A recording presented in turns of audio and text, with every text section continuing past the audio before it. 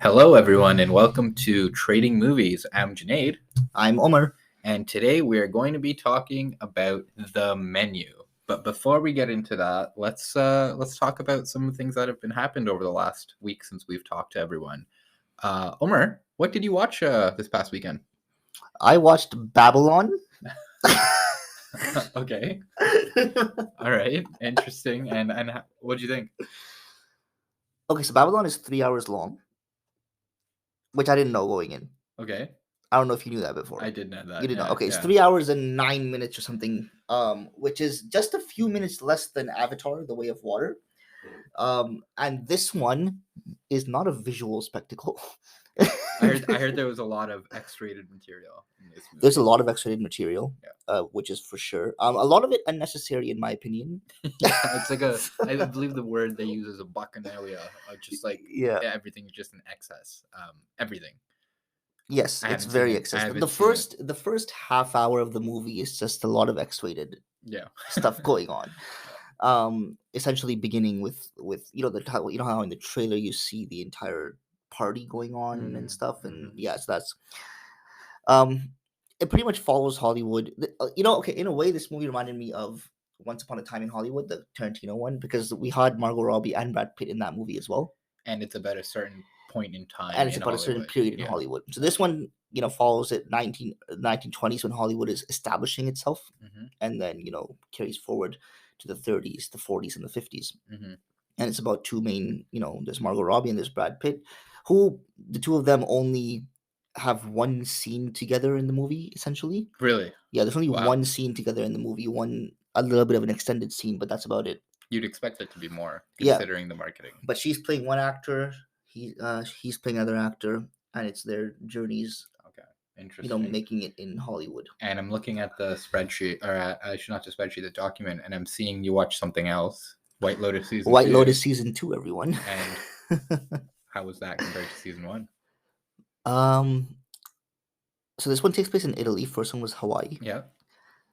Again, same thing. A bunch of rich people Yeah. on vacation with their families or their spouses, and just all the problems and issues and weird stuff that arises with them being who they are. It's very character based show, so even it's very interesting to watch. I enjoy this kind of stuff. And who'd you find was like the best acting performance in the show? Well, there's one character who is consistent through both seasons. Yeah. All the other characters are different Yeah. for season 2. And I can't remember the actress's name. Is it Aubrey Plaza? No, not Aubrey Plaza. I heard she was really good in Aubrey season Plaza 2. in season 2 was very Yeah. good though. Yeah, it wasn't Aubrey Plaza though. But she's the one who plays the middle-aged lady who has her emotional issues. Jennifer Coolidge. Oh, Yes. Jennifer Coolidge. Yeah. Who plays Tanya. So she's personally, I don't like her parts. Interesting. Personally, she's not my favorite. But I mean, yeah, actors have been good through both. A standout through both seasons. I'm not sure if there's one specific one that I can think of right now. No. But I can come back to that after and see. But yeah, so White Lotus season 2, recommend again. But that was my weekend essentially. Yeah, I'm gonna have to watch that because it's like murder mystery, so I gotta get into that. White Lotus. Yeah, very little. Some mystery, very much character. Yeah. Yeah. Okay. Well, I'll look into it. This weekend I watched. I'll go in reverse order. So last night I watched The Last of Us, or 2 nights ago, The Last of Us, the premiere, which is based off a video game. Still need to watch it. Yeah. It's really good. Juthi was into it. She was really my wife was very into it. And she's played the video game. Yeah. So I take her opinion of it pretty highly because the history of video games being turned into movies or TV shows not very good. Yeah. So if a gamer tells me that it's good, then I'm gonna probably agree with them, and that's a consensus on the internet as well. And if I'm not mistaken, they're following the same story as the game, right? It's the same story. Yeah. Everything, like some of the scenes, like I have played some of the game and I've watched a playthrough of the game as well. This is like when I was in university, but I remember even some of the scenes that are happening, particularly at the beginning. Yeah. And I saw a video of it side by side of the video game and the actual show. and the creators did a really good job of keeping it honest to the source material. It looks really good.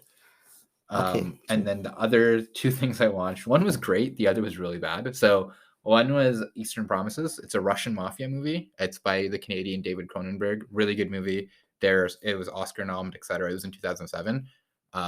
Definitely recommend people watching it if they enjoy like a gangster Russian drama. It's not there is a couple of really big action sequences, but it's not, I wouldn't call it an action movie. Excellent film. And then a bad film. I purely blame this on Netflix's algorithm. It's Bastille Day. That's what they call it in the West, in America and Canada, I guess. But it's Idris Elba and Richard Madden, who plays. He's in Game of Thrones. He's Jon Snow's brother, the one who gets murked. Yeah. So bad. I'm just laughing because it's another Idris Elba movie and it's bad. So you say this. I actually have an anecdote about this, which as soon as I saw this, I was like, I'm gonna bring this up on the podcast. Okay, you said that, right? Of course, another Idris Elba bad movie. Yeah. The end credits come, and I kid you not, Omar, they're playing one of his songs. And I'm like, oh, this guy just wanted his song in a movie. He must be a producer somewhere on this movie, because he's supposed to be like a CIA agent, and Richard Madden is supposed to be like a pickpocket. Yeah. And then like he pickpockets the wrong bag, and it explodes, and it's like, and then they have to chase after him, and then he finds them, and they figure out the misunderstanding, and they're like, we're gonna work together to find the real bad guy. All of that, but the bad guys are actually the cops. Yeah. So there's like, you're like, you know what? This could have been a good movie, but it's just not.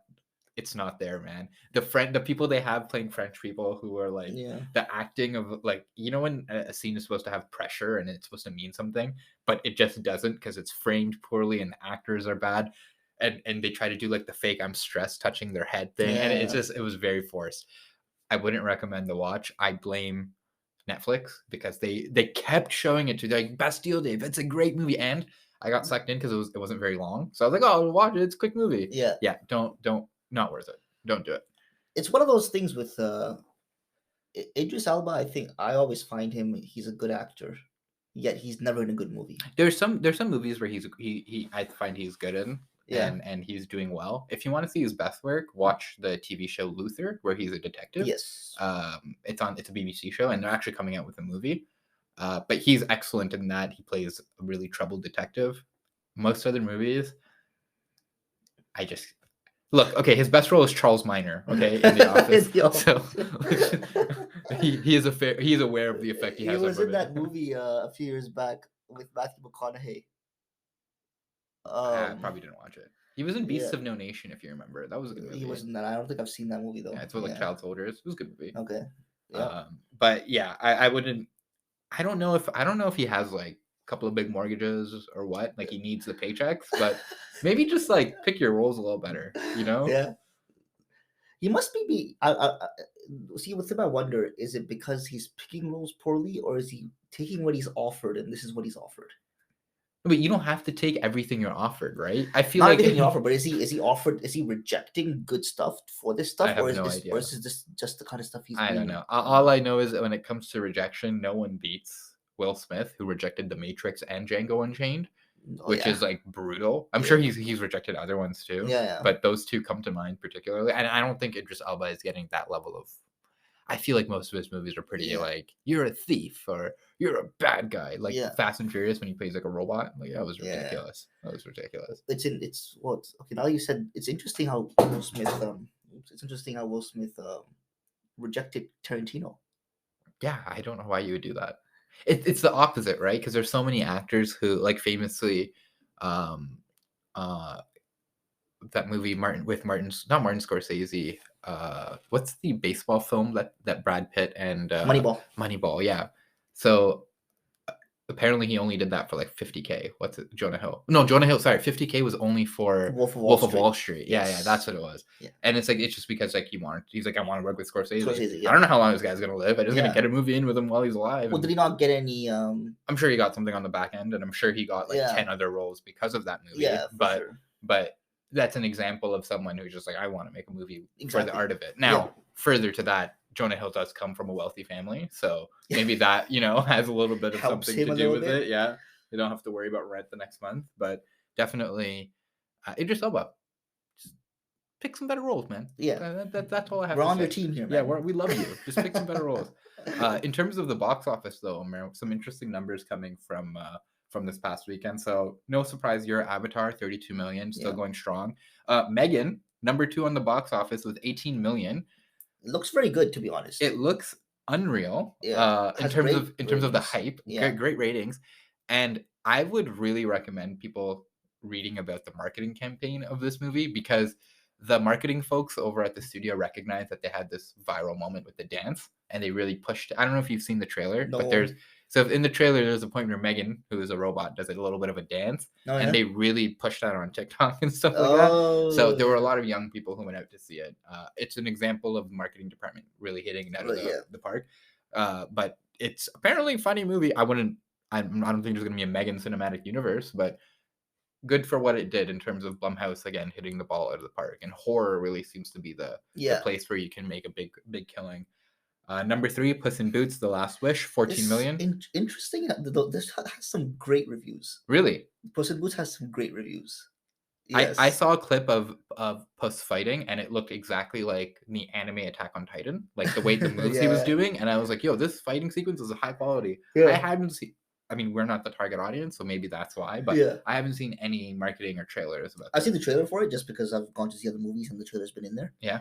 Over the past little while, but I mean, like personally, animated movies, it takes a lot for an animated movie to really make me interested in it. Yeah. Like this is one movie that I'm never gonna go to the theaters to watch, but maybe we check it out when it comes out. I don't know. Yeah.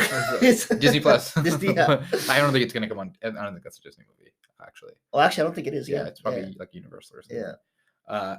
Number 4 is A Man Called Otto, and this is going to be a quick pop quiz for Omer. Omer, do you know who the lead actor in A Man Called Otto is? Oh, I've seen. You're gonna tell me, and I'm gonna. I can't think. It's think Tom Hanks. Yes, and he is yes. 4th in the box office at 12 million. I read the synopsis of this movie. It sounds so sad. Yeah, I don't know anything about this movie. I don't know what this is the exact kind of movie that 10 years ago every week 3 of these would come out, and now 12 of them come out, but they're all on streamers. Yeah. And they 99% of them disappear into the ether and you never hear about them Exactly. again. But yeah, I can't talk about this movie because I don't really know anything about it. All I can say is the synopsis is super sad. Okay. Tom Hanks, we also love you. It's in theaters right now, right? It is, yeah. And then the 5th movie, the round out the top 5 is the Gerard Butler film Plane, and this is getting rave reviews. He's a pilot. The plane goes down, like I guess like a hijacker of some sort, and then action movie with Gerard Butler, and he makes a certain kind of movie that I enjoy, like you know, like White House Down kind of movies, where it's just like I'm the only one who can save the president, and then aggressively reloads the gun and he just goes for it. Yeah, I'm a sucker for those. If I just have to like shut my brain off, they're fun to watch if you don't want to pay attention too much. Exactly. Yeah, if you need to do something else, you know, you definitely throw that on in the background. But this movie, I'm being told, is surprisingly a fun watch. It sounds interesting. It's always like it's like that. It's like Liam Neeson-esque. Yeah, except he's getting up there in age. How long? It's back to the Indiana Jones, Harrison Ford paradox. How long are you gonna keep? Because he only became an action star, Liam Neeson, in his like 50s. You know, like a proper action star after Taken. He found his niche at the age of 50. Yeah, getting your daughter kidnapped. In terms of trailers, the biggest one was Mandalorian season 3. Yeah.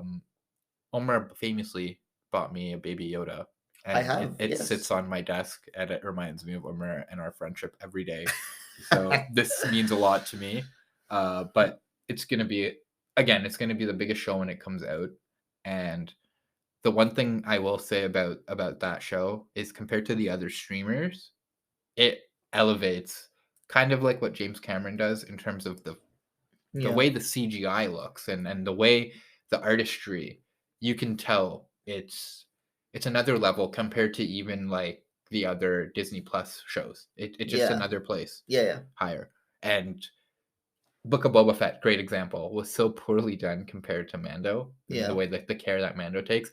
I'm looking forward to it. I think it's going to be appointment viewing every Friday when it comes out. When's the release date for it? I don't know if they've released it officially It's yet. probably just but coming soon right now. yeah. Okay. And then lastly, big news in terms of the box office: China reopening Yes. market to particularly Marvel movies, but also other films as well. So a lot of movies weren't getting released there. Avatar was one of the first ones, I believe.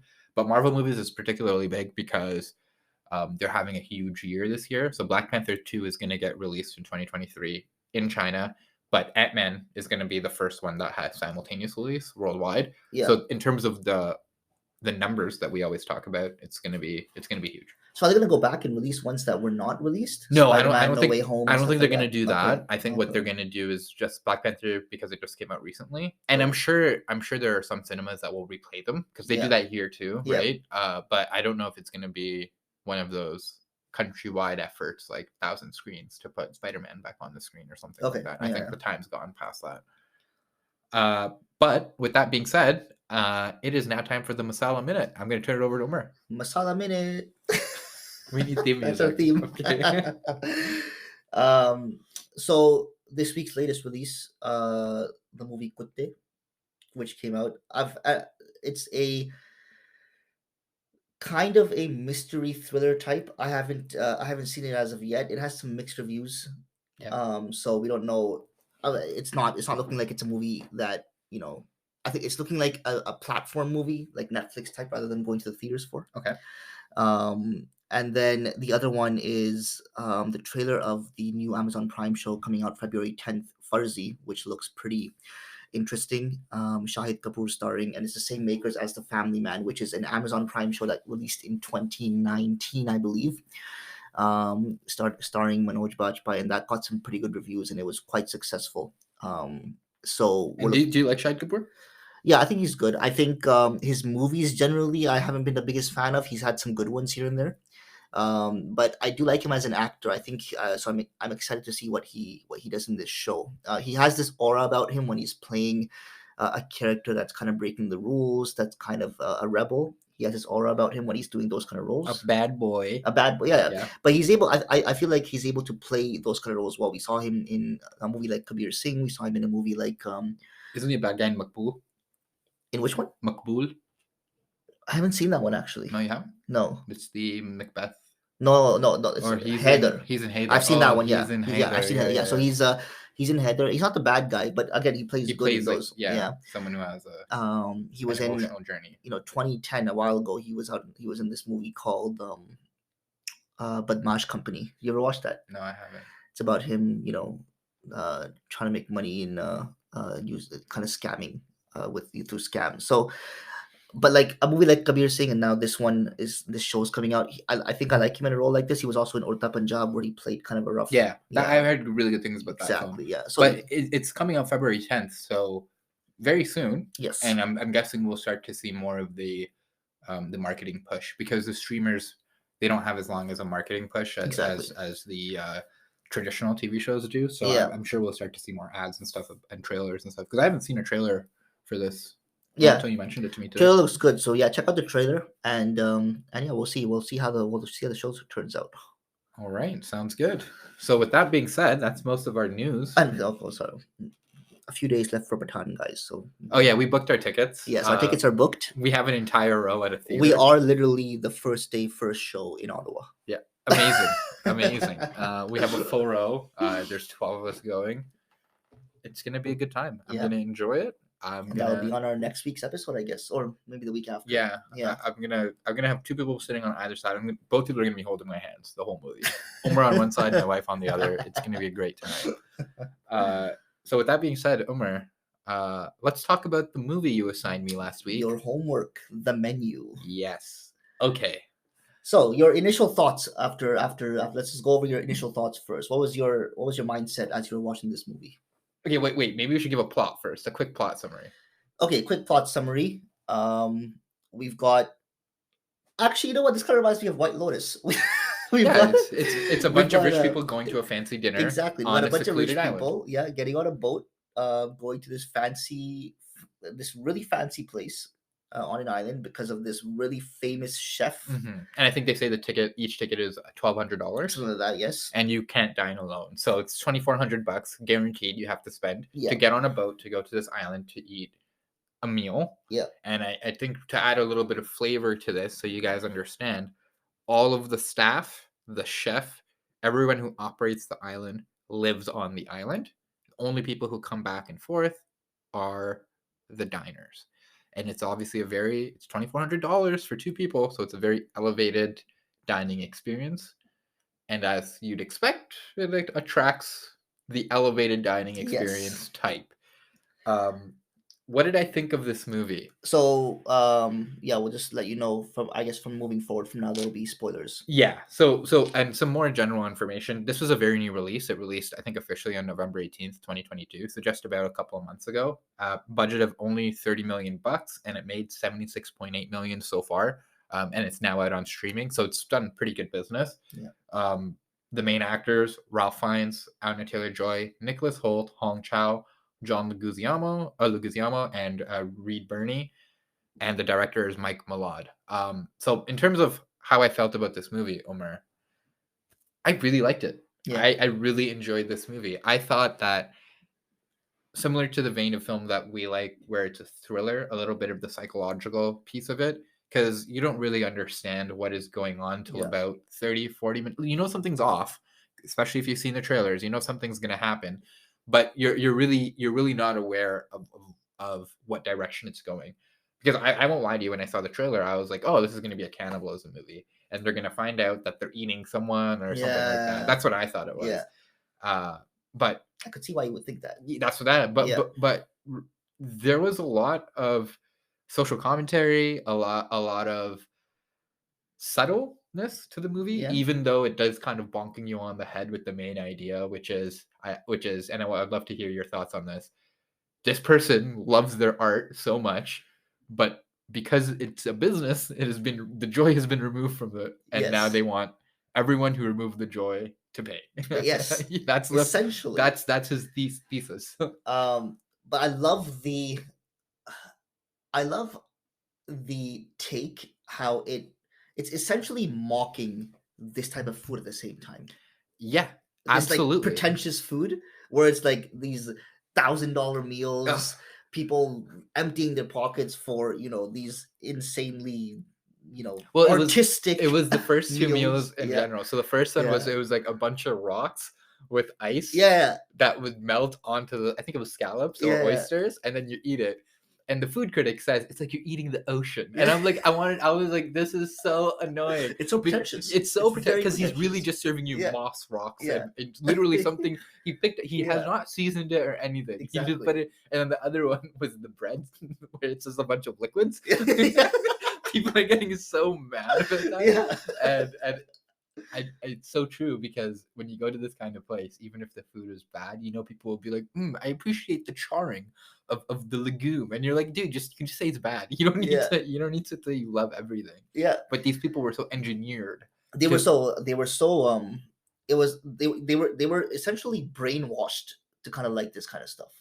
And the I mentioned last week the similarities to The Chef's Table with this movie. So if you know how they introduce every dish with like that scene, the tag, the little tag, and they'll have a picture of it, and they'll kind of have like a description of it and stuff. So essentially, like, it's meant to be mocking it. It's meant to be mocking it, which is really hilarious. Which is why everybody, who was the actor, or what was the name of the main the guy who brought the girl with him, Anna Taylor-Jones. Oh, Nicholas Hoult. Yeah. His character, the way he was amazing. Just fanboying. Another top 5 punchable face. Yeah, exactly. Such a punchable face in this movie. Exactly. But I like what you said about they're almost brainwashed, because I think beyond brainwashed, these are people who they're going to a fine dining establishment. They're paying $1,200 a plate. For them, food is no longer about sustenance. Food is about art. An experience. And art, right? Whereas Anya Taylor-Joy's character, she is among the 12 diners, she's the only one who just wants some good food. Who wants to sustain herself, right? She wants to eat to sustain herself. She definitely can't afford a $1,200 plate somewhere. She's only here because someone else brought her. Right? but it shows you the dichotomy between the two. And I think they also repeatedly mention that, where Ralph Fiennes asks her, the chef asks her, are you one of us, someone who works in the service industry, a server, or are you one of them, an eater, a taker? Yes. Right. And slowly, as you go through the movie, you learn that each and every person there at that event is essentially a horrible piece of crap, right? Like, that's the only way you can put it. Yeah. They're just very, very. By that one dish that showed a picture of, what was it? A picture of something they've done? It was a chicken tortilla, and the tortilla was, how they have latte art? It's similar to that. There's art on each person's tortilla. So one of them had an image, I believe, of them cheating on their wife, and then the venture capital people had financial statements printed on their tortillas, which indicated the fraud that they were doing. So yeah, there's a bit of social commentary, I want to say, in this movie. I'd say there's a lot. Yeah. There's a lot of social commentary. A lot. Yes. And maybe this is a good time to mention that the director of the show, of this movie, is also the executive producer of the show Succession. And Succession is about a billionaire family and who's going to succeed to running the company. And while that show is very much a drama, there's a lot of comedic elements to it too. And put it this way, he doesn't portray the billionaires as people you want to be, because he shows all of, obviously, their shortcomings. And it's, in a sense, satirical. Right? Like the things that they're so used to that they don't realize the impacts they have on, hundreds of other people, things like that. So I could see the linkages between his two works there, and the connection of how he's really criticizing these uber wealthy people who just talk. Yeah. And how did you perceive, because I feel like there's a lot of social commentary in this one specific aspect of the movie as well. How did you perceive the all of the staff clapping before every course? Okay, so I loved that. Yeah, I thought that was actually one of my favorite parts of the movie, because it reminded me of, it's kind of like a food bell, right? It's ringing the bell and the food is coming. But if you watch it from the first clap, everyone's like, oh my God, what just happened? That's so cool. And then as you progress through the movie, you see the characters get more and more of a negative reaction when they hear the clap, because they know now there's going to be another lecture, and he's going to dress us down, and he's going to give us a meal, and we're going to feel crappy about ourselves. Yes. And every time he claps, you can see the reactions of the other house guests, of the diners, and there's a negative physical reaction. And then ultimately that clap gets turned when Anya Taylor-Joy takes control, and she uses the clap herself, and it shows how the table turns. And that's when the holy cheese, probably the best piece of food in that, the cheeseburger comes out. How badly did you want a cheeseburger after you saw him make that? Oh my God, so badly. It looked so good. So bad. It looks so good. Amazing. I was like, wow. It was the whole when because it's a smash burger, right? And he smashes it, and seasons, and then the onion, and then he flips it. Oh, that part killed me. I was, and it's crazy because I had such a big dinner last night, and I was eating dinner when I watched those, and I was still like, I was eating pie after, and I was like, oh, I could smash this burger right now. double smash burger. I watched it, but I was like, please give that to me. Can this be an interactive movie where I take this burger? I know it was, but I think that goes back to what you mentioned about the filming and making it really seem like Chef's Table, because when you hear a movie called The Menu and you hear it's about elite fine dining, you expect the cinematography around the food to be well done, and you don't really see them preparing food all that much in this movie. The one full thing you see them prepare is the burger. And they make it seem like a burger in your dreams. Yeah. It seems so attainable, like, oh, I could make this, but also that it probably tastes so much better when he makes it. Exactly. It probably just melts in your mouth, right? And you could eat probably 10 of them. Yes. And it's so good. It just satisfies you to a level that anything else he made in that movie wouldn't. And that's the point, right? Yeah. It goes back to it's the most basic thing, and it goes back to the image she sees in his house, where he's only smiling and happy when he's at the burger joint, right? Yes. That was the only time he feels a connection to his art while he's still earning from his art. Yeah. And it appears, because he mentions this, like he hasn't enjoyed cooking for a long time. Yeah. Right. So this is a great example of the movie coming full circle and using that information. All right, we'll take a quick little break and be right back. So when it comes to the cheeseburger, this is one way I perceive the movie when it comes to the cheeseburger. And so when I first saw the movie and I saw him make the cheeseburger and I saw the way things shifted when she asked for the cheeseburger. Even the lighting The shifted. lighting shifted, his entire demeanor shifted, and how, and then he goes and he makes his burger and the satisfaction he gets when she eats it and she's loving it, Mhm. and I was like, I was trying to wrap my head around what I was trying to say. And at first I wasn't able to. And then as I thought about the movie more, this is the way I perceived it. Yeah.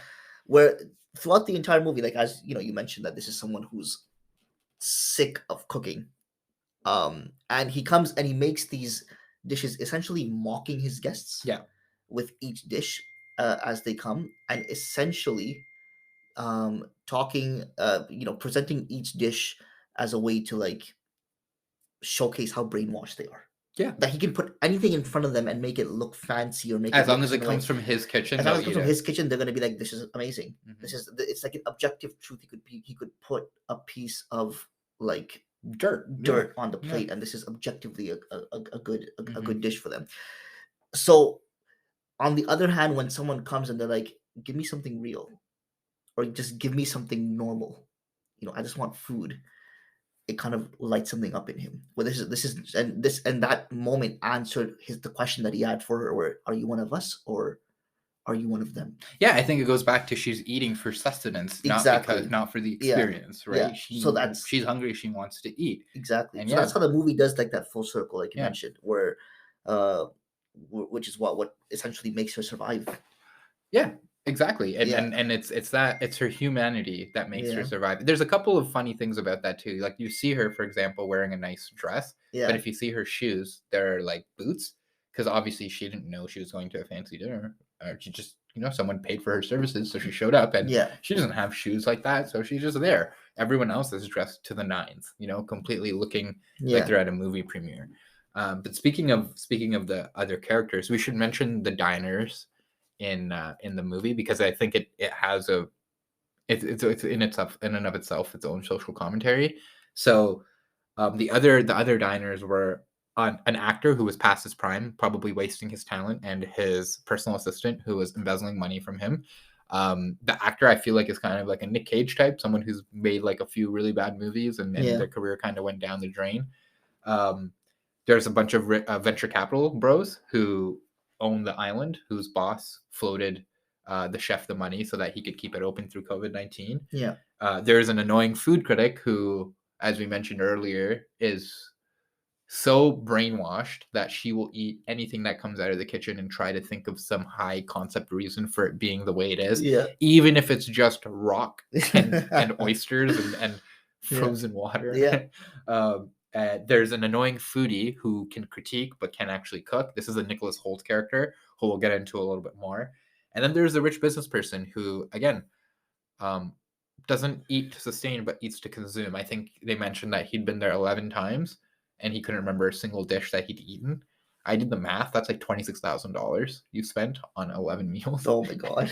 You can't, because you have to bring another person. Yeah. And you can't remember a single thing you've eaten. That's Yeah. pretty impressive, actually. That's Impressive. probably pretty impressive. But yeah, let's talk about two people we haven't given enough. Actually, all three we haven't given enough time to. So first, let's talk about Anya Taylor-Joy. What do you think about her performance in this movie? I liked how real it was. I thought she was great. Yeah. Excellent. I thought she was really good. You could like I liked that her character was very unfazed by everything that was happening, in terms of, at the beginning anyway, before and she calls unfazed out. She calls the bullshit out. Yeah, from the top. the bullshit, exactly. Yeah. Right when they get on the island and she hears the food critic talk, she's like, "Oh my god, this is already so annoying." Yeah, so she was like, I perceive her character, and her character is very necessary in this movie. But she's our point of view. Our point of view. Yeah. Exactly. I perceive her character as our point of view in this movie, where this is exactly what the regular person will be thinking. Yeah. I really liked, there was one point where Nicholas Holt's character snaps at her and she turns really quickly and she's like, you don't snap at me. And I loved that her character had established boundaries about herself. Yeah. And it doesn't matter if you don't respect her, she respects herself enough that she will call you out if you breach her boundaries. And Yeah. there are a lot of people who don't do that, even though they perceive to have boundaries. And I found that the strength in her character, or the bravery that she shows, is exceptional in the movie. Yeah. And I don't know if it's getting enough airtime, because in general, I think she's a really great actress. She in most of the roles she comes in, she really hits it out of the park. If you've ever seen The Witch, a really good scary movie, and I've seen The Witch. she does a really great job in that film. But then we've spoken about her. What about Nicholas Hoult? He was interesting. So he was, like you said, that punchable face. Hands down. I think we might have to create a new award for this show called like most punchable face of the movie. The Nicholas Hoult Award. Yeah. Yeah, he was very it was fun watching his character, just because, I mean, yeah, you wanted to punch him, but like, yeah, every single dish that came out, no matter what was put in front of him, he was always trying to make some reason why this is art and it's amazing and it's wow and he can't believe he's here, and his fanboying over. Oh, like what was that? The Paco Jet? Yeah. But he keeps talking to the chef about that. Yeah. Like, can you please stop? Yeah. And yeah, but him fanboying over the chef and the chef not giving him an ounce of thought. Mm-hmm. And then, at the end where the chef makes him make a meal. Yeah. And he's like shivering up there. What an like, amazing 2 minutes of like anxiety visualized. Yeah. He is so stressed. So he's trying to put this whole thing together, this dish that he's thinking, which he puts a very simple dish together, I think. Lamb leeks. Yeah. Butter. And apparently it just turned out terrible. But you know what he reminds me of? He reminds me of Dwight Schrute for one reason alone. When Dwight Schrute goes to Benihana and he is like, "What kind of knife are you using?" And the guy answers the knife he's using. He's like, "I bet this other knife would be better." It's like, no, Dwight, this guy's a chef who works with the knives. Who are you to think you know what's better or worse, right? Yeah. But the thing with Nicholas Holt's character is that he wasn't coming at anything with that mindset. Like he wasn't trying to correct ever or saying he's superior. Yeah, he was clearly saying he's superior than Anna Taylor-Joy. Yes, absolutely. Yes, clearly that was very clear in the movie that he was showcasing he's superior than her. And maybe he even thought he was superior than the other diners that were sitting with him. Well, we should talk about the elephant in the room, which is to say he was one of the few people outside of the cooking staff who knew that everyone was going to die. Exactly. Yeah. And when his wife, girlfriend, whoever it was, didn't come, he thought ethically it was fine to hire an escort who would then, die. Yeah. So he's essentially saying your life is meaningless as long as I get my experience. Yeah, exactly. Which is insane. It's evil. So it shows the narcissism. Yes. It shows it shows how he clearly thinks that she's not worth anything. No. And her death is not worth any. It doesn't make any difference. Yeah, it's sociopathic. His character. Yeah, exactly. Very sociopathic. So I liked how. But it's sociopathic to the whole movie though, because like, for example, someone gets a finger chopped off and he just keeps eating. Yeah, exactly. Right? Or someone gets stabbed with a scissor and everyone's freaking out and he's just like, "Oh, this is part of the experience. Cool." Yeah, exactly. He's another guy just brainwashed purely by the cult of the chef. Exactly. It just thinking that nothing is more important than this art. Than the experience that you're having the food exactly. in. Yeah. Which I love food, but I don't think I've ever been at that level. No, never. never in my life.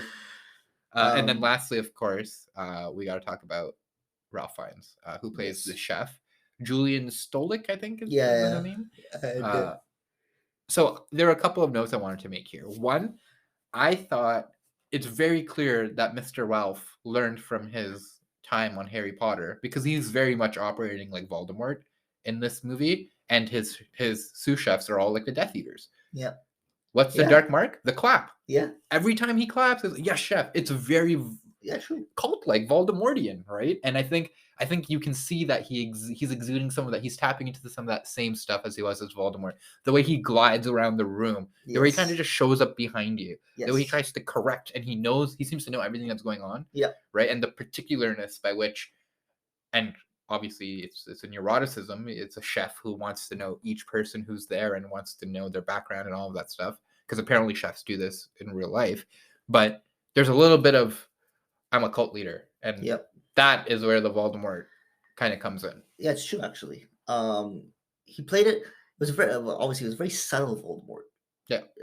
But I thought he played it with a lot of mystery.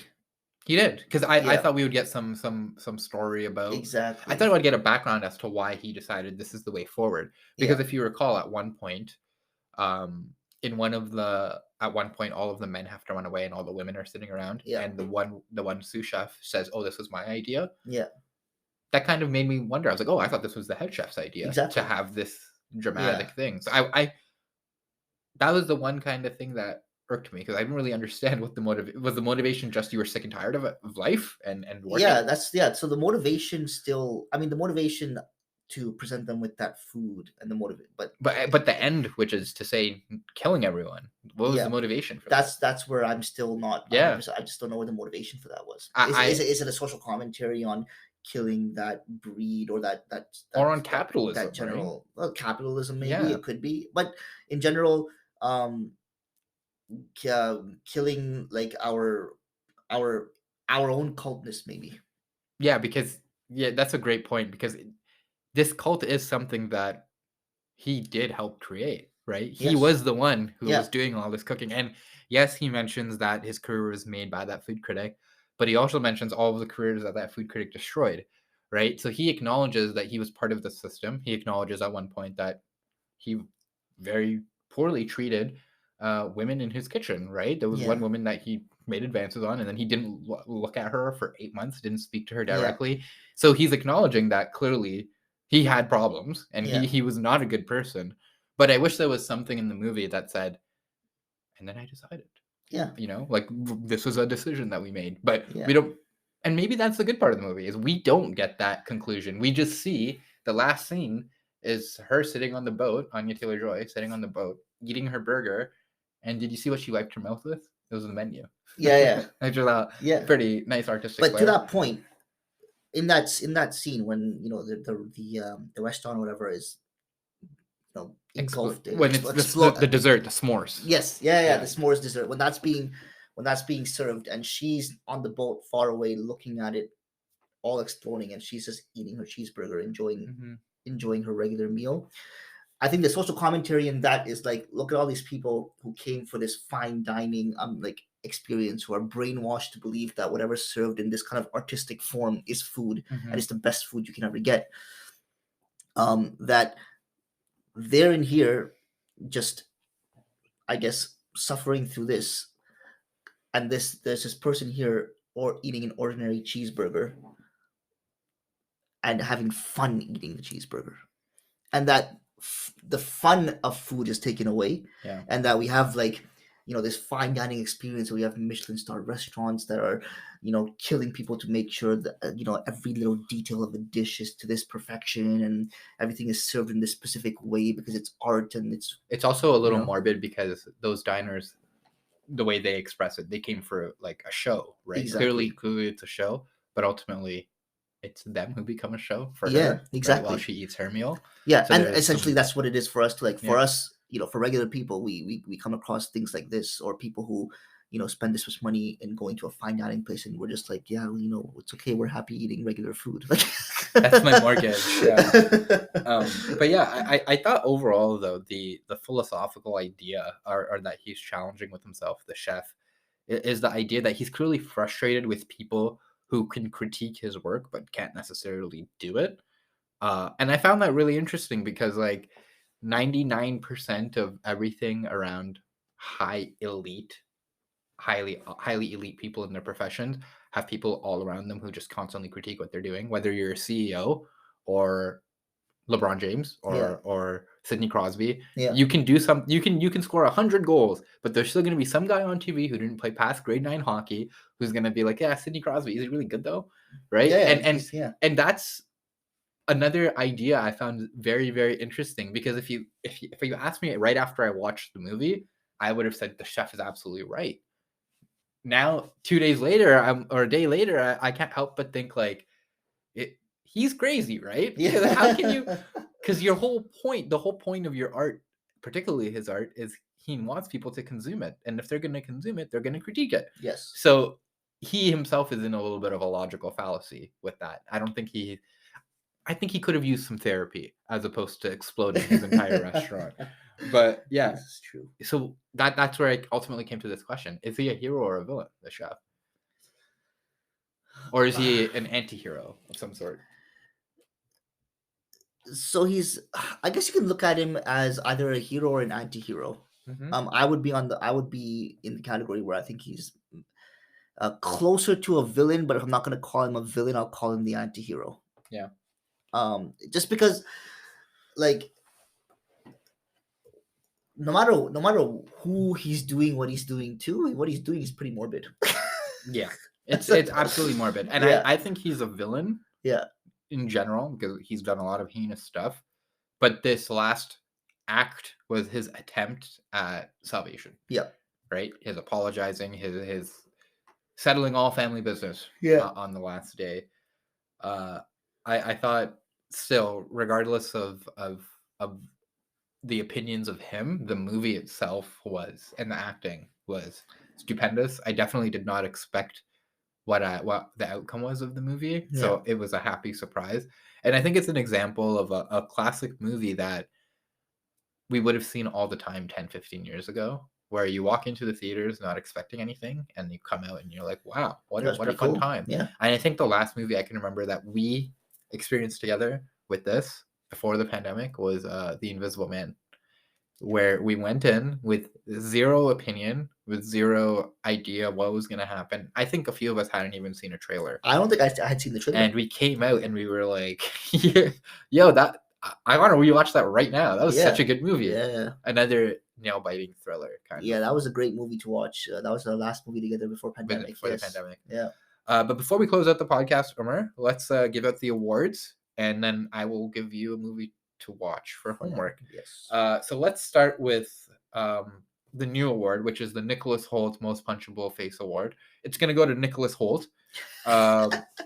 He's very much so. Very much a punchable face. If you enjoyed his role in this movie, I recommend you watch the show The Great. It's on Prime. He plays a version of a Russian monarch who gets, in history, he actually gets killed and his wife takes over. She becomes Catherine the Great. But he plays almost an exact same character. He's like a debaucherous person, obviously exceptionally rich, handsome, so he sleeps with everyone.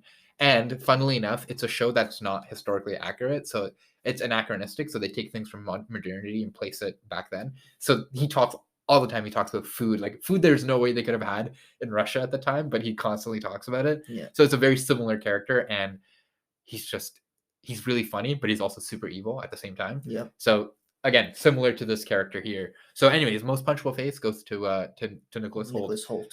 What did you find was the best sequence of the movie? The best sequence of the movie. That's a tough one. Best sequence of the movie. I was interested when he's like all the guys run and all the all the girls stay in, but I would say my favorite was the human s'mores. Yeah, that was a good sequence. Yes. That was funny. Yeah, that was funny. So I had two that come to mind. Human S'mores was great because the cinematic. Yeah. You knew it was the culmination. So the way they really filmed it was having everyone look like dressed as a s'more, wearing like a marshmallow. It looked like a bulletproof vest. Yes. Looking like a Michelin Man. Yeah. I really enjoyed. This is gonna sound really morbid, but that scene where he pulls the chef and the chef admits he's never gonna be as great as him, and then I don't like the end of the scene when the chef commits suicide. But the way he undresses him, I was captivated by that acting of both the chef and the sous chef. Yeah. It was that was actually a really good sequence. It was mesmerizing. Yeah, it was mesmerizing. He's never gonna be as great as me. Yeah. I was like, oh. Yeah, and then the second scene, which you could probably also find on YouTube, was cooking the burger. Yeah. Oh, the burger was actually. I want to change my answer. Yeah, because that made me legitimately want to go at 11 o'clock on a Monday night. I was like, I want a double-decker cheeseburger right now, man. And the thing that was annoying me most was I saw that and I was like, I know no matter where I go, I'm not gonna find a burger that tastes as good as this burger. No, and it was just so good. Okay, so those are our best sequences. Who did you think was the most efficient? The Steph Curry Award. I have to give it to Anna Taylor-Joy. I think. You think she's a main character? I can't give it to her. I Is thought she it not the was Steph Curry? Okay. no. I thought it was Hong Chow as Elsa.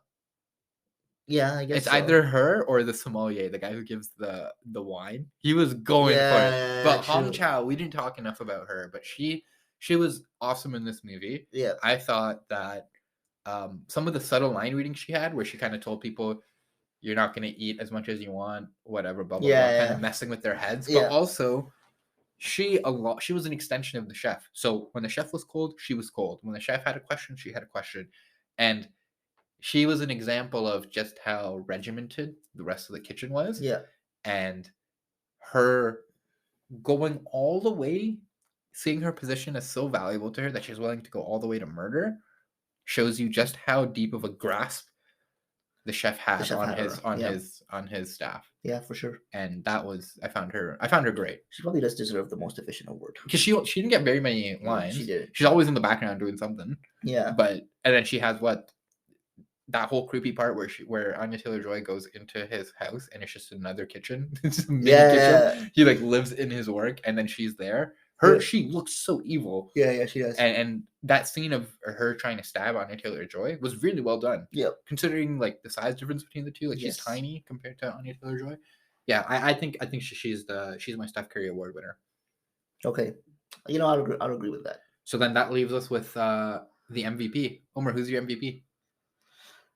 It's hard for me not to say Ralph Fiennes. I know. I have to say it has to be him because the way he played his role was just.